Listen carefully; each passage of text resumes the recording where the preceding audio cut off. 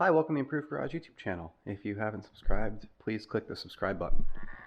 So today, I received some tires and wheels for the Honda. So you can see what they look like here. They're something standard, just a 10-spoke wheel, and they have Pirellis on them. So I put two on just to make sure they fit and everything, and I'm going to talk a little bit about installing the tires and prepping them and what I purchased and why. Alright, so I bought tires and wheels from Tire Rack, TireRack.com. They do not sponsor me. They're just somebody that I've been using for a long time. They have good customer service and they generally have pretty good pricing. The Passport came with 20-inch wheels. The ride quality kind of sucks. I'm not crazy about the design of the wheels. They have these these kind of 5-spoke, multi-spoke things. There's a lot of crevices and places that are difficult to clean. And they're 20s, so the ride quality is what you would expect from a 20. It sucks. Additionally, it came from the factory with Continental tires. And I absolutely despise Continental tires. I think that they're the worst, and I've had experiences to back that up. But I've had probably 5 flat tires in my life, and every single one of them was on a Continental. A lot of OEMs spec them because they're cheap, and I think that they perform like crap, and they don't have the puncture resistance that you would expect from other brands.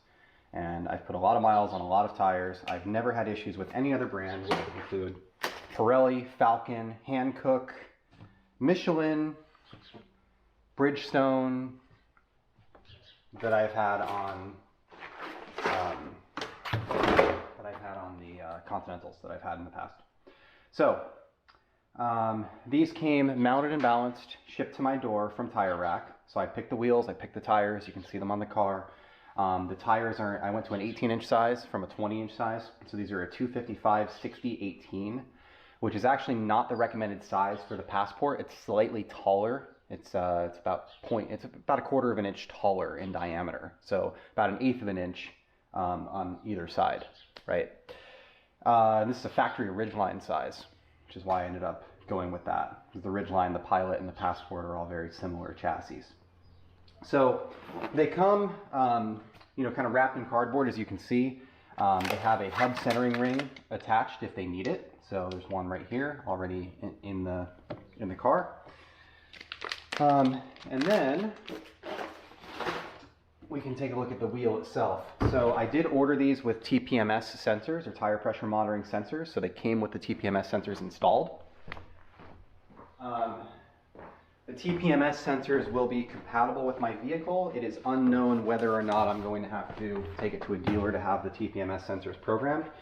I have read mixed things on the forums about that. Some people are having luck just installing wheels. Some people are having to have them programmed. So yeah. I will say that when you buy tires that are mounted and balanced from Tire Rack, they do tend to have some sort of, it's like the Hunter fluid that they use for mounting. There tends to be a little bit of it kind of on the edges and stuff. So I use some CarPro eraser on a rag, and I just kind of wipe it all down ahead of time. This is a good time to apply a wheel coating if you're going to be doing like a ceramic coating, or to apply like a wheel wax if you're going to be doing that. And I've gone over that in my other video on the Mini. I did a wheel wax on the Mini when I was putting the aftermarket wheels on that.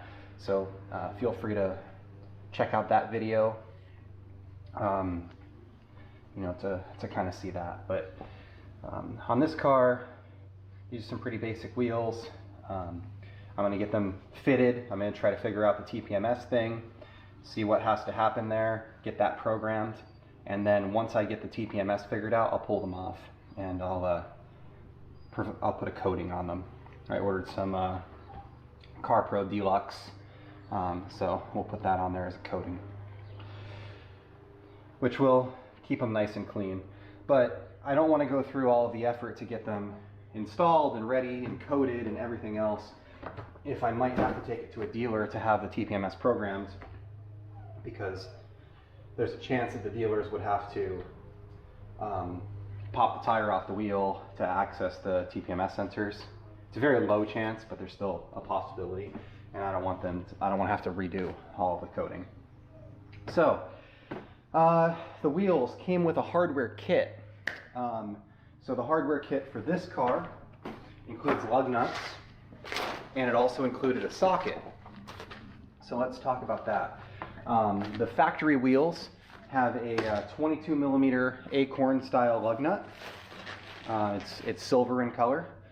These are the ones that they sent me for these wheels. I specifically asked for black, so you can request different colors. They normally will come with chrome, but I asked for black just because I think the black's going to look a lot better on the black wheels. Well, it does. It's on the other side already.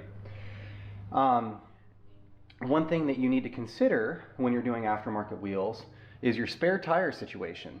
So your factory wheels might have a different seat, meaning this part where the lug nut mates up to the wheel might be different. And that would mean that your spare tire would also have that same different seat.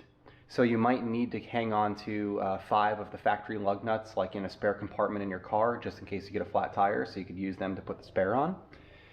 Additionally, oftentimes the lug nut size changes, so you need to accommodate that with your lug wrench. So from the factory, my car has a 22 millimeter lug nut, and my lug wrench is a 22 millimeter as well. The aftermarket wheels came with a 19 millimeter nut because it's a smaller hole that they need to fit into, so it's a smaller size on the head of the acorn. But Tire Rack was nice enough to include a tool in the kit to help me out. So here is the standard 22 millimeter socket that would fit my factory wheels, and these are a 19 millimeter, which obviously my lug wrench does not fit, but they give you this 19 millimeter socket that has a 22 millimeter hex on the back side of it, so it'll work with your factory wrench. So it's important, like this looks like it's just a standard 3/8 socket, because it is, but they give you this purposefully to make sure that you have this inside your car so that you can change your tires if you need to, if you get stranded on the side of the road. So even though it's not a key, it's still kind of a key. So let's grab the jack, we'll get this changed, and we'll just get it mounted up and installed. Normally you want to break your lugs free before you lift your car. In my case, I'm going to be using an impact gun, so I'm not too concerned with doing that. But if you were using a regular ratchet, you would want to do that. We'll take these 22s off.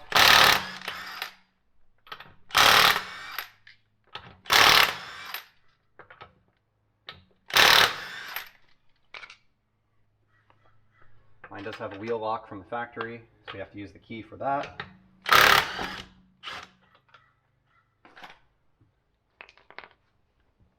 And then we can set this off to the side. And the suspension looks nice and clean. It's really pretty. That's the rear suspension in a 2021 Honda Passport that has 700 miles on it. And it might seem wasteful that I'm taking off these brand new tires to put new tires and wheels on it, but let's talk through that really quick. So this car is a lease. Again, it also might seem wasteful to spend money on a lease, which that can definitely be argued. But here's how I'm looking at it. When I'm done with this lease, I'm going to have to put tires on the car. And that's, you know, under the expectation that when I'm done with the lease, I'm going to be turning the car in and not buying the car out, because that changes things. But with the market the way that it is right now, and with the deal that I got on this lease, the residual is going to be really high on it, so it's going to make sense to turn it in most likely. So, I will likely not be keeping this at the end of the lease. But I don't really care for the factory wheels. And at the end of the run, I'm going to need to put tires on it to turn it in, because you can't return a car from lease with bald tires on it. So, from my perspective, since I don't like the Continental tires they put on it from the factory, I felt that it made sense for me to buy a set of tires that I actually like, put them on the car, drive them through the 36,000 mile lease, and then when I'm done, I will put the factory tires and wheels back on. They'll be in mint condition, no curb rash, tires won't be bald, everything will be like new, and they will take it back at the end of my lease with brand new factory tires and wheels, which is ideally what the dealership wants anyway. They don't want aftermarket wheels. They want the factory ones. They want the Honda logos on them. They want them to look like brand new. And that's exactly what they'll get. So this set of tires and wheels cost me $1,600, mounted and balanced and shipped to my door. The wheels were about $200 a piece. The tires were about $140 a piece. I actually got a really good deal on the tires. They're running near the end of their date. They still have 3 years of life left in them, but tires are normally supposed to last 6, and these are already 3 years old. So I got a good deal on the tires, and so I'm into them for about $1,600, and that includes the TPMS sensors. So the idea is that my factory ones will sit on the shelf. They'll go back on this car when I sell it, and that'll be that. I am going to apply some tire dressing. I've got my applicator here. Okay.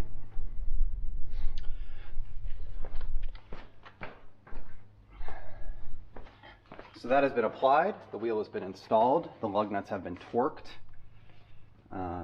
It is on. And one thing I'm not crazy about is this chrome on the wheels. So I'm trying to figure out a different center cap for them, which should be pretty easy to do. I used my Cricut and I just I made a couple vinyl circles. They're like 2 7/8 of an inch thick. So I'm just kind of applying those over the factory center cap here, and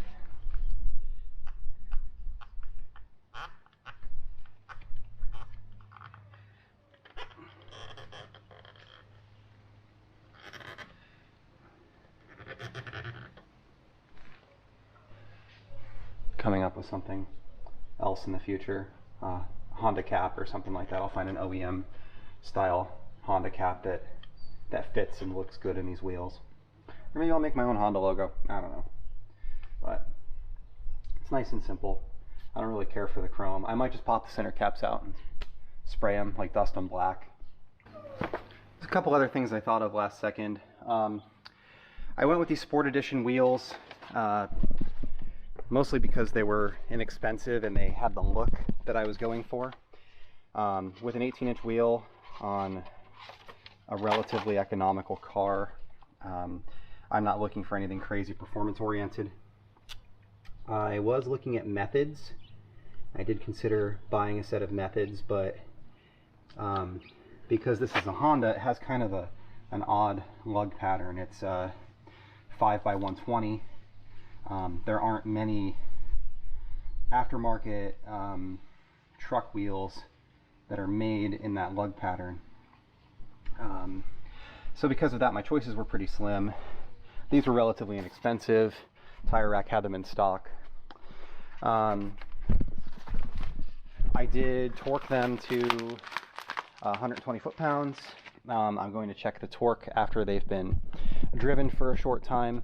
So I'm going to drive it, kind of get the TPMS programmed, and then, torque them again.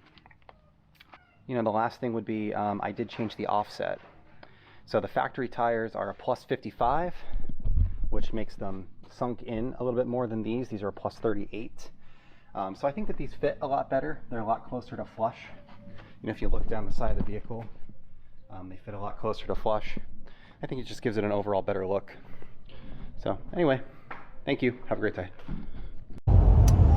Okay, so I drove the vehicle with the new tires installed, and I opened up the tire pressure menu on the screen.